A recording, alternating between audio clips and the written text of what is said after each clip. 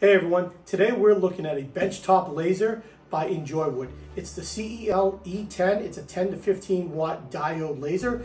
Let's unbox it, get it together, run it through some tests, and see if this is something you would love in your shop.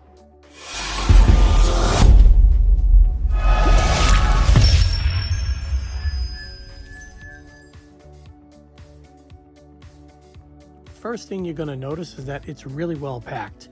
Surprisingly, as I started to empty it, there aren't a lot of pieces to assemble.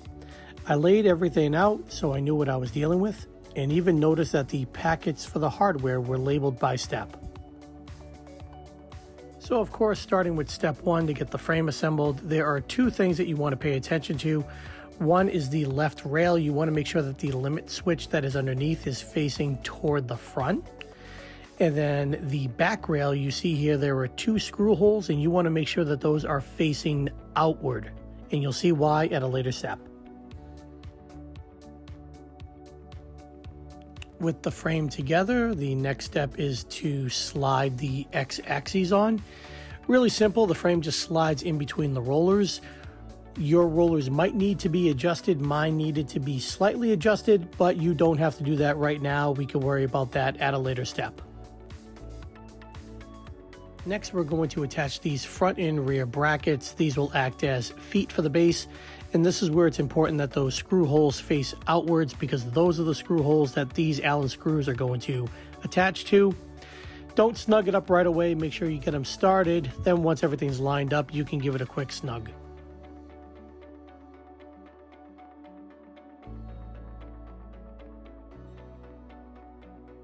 Same thing here in the front, although this front bracket has the power supply connected to it. And there is one piece of hardware that you do want to pay attention to. There is a smaller Allen screw that you see right here. And that one is going to attach to the top left by the control box. Snug that up. And then the last Allen screw is on the opposite side right here. Get that in, snug that right up too.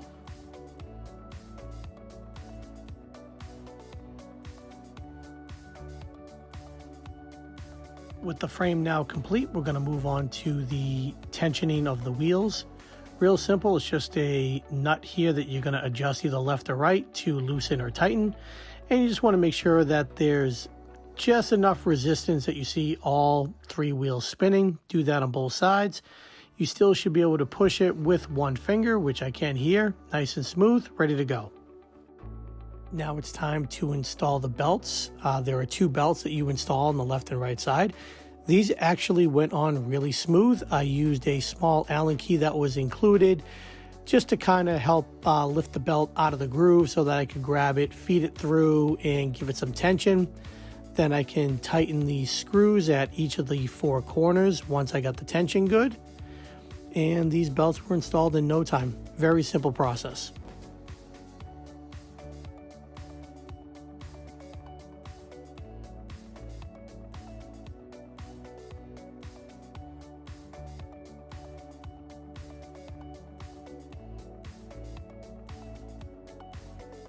And just like before, we want to give it a small tension test to make sure that it glides nice and smooth with the belts. Next up is the laser head, and you'll notice on the back there are a couple grooves, and all it's going to do is slide down, and there's just one nut in the front to tighten it, and just like that, that's installed. And lastly, it's time to connect all the wires. There is a straightforward diagram in the instruction manual to show how to do it. If you're someone who is easily intimidated by connecting wires and connectors, I can tell you they did a good job with this because all the connectors are different. So it's pretty obvious which connector goes to which one.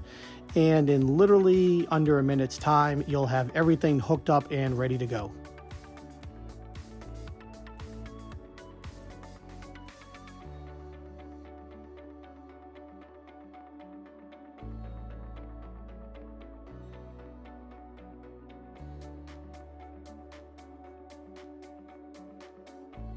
All that's left now is to plug in some power and hook it up to the computer so that we can start engraving.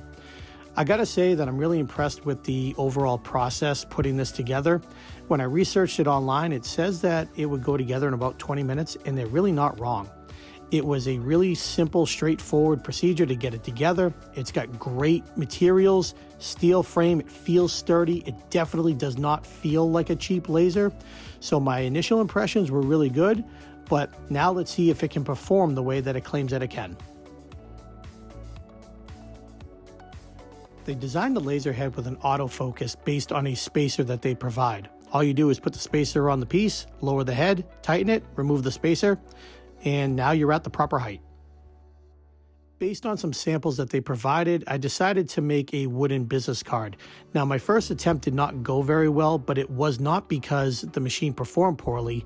It was more me being very conservative on the power and speed settings until I got used to the laser. But once I made some adjustments, you can see here, I fired it up and it performed really, really well. It was clean, it was crisp, and the end result showed that. Now, I'm sure I still have some tinkering to do, but for an initial go, I'd say it performed really, really well. Take a look here for yourself.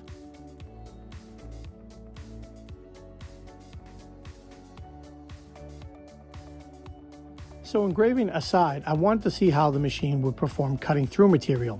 And I wanted to show this in real time so that you can get an idea on the performance.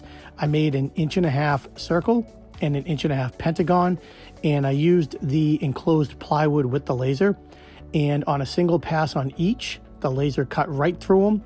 This part took about 40 seconds. Now, maybe I could have sped it up a little bit, but again, I'm getting used to the settings for this particular laser, but the fact that I was able to cut through in a single pass really shows its performance.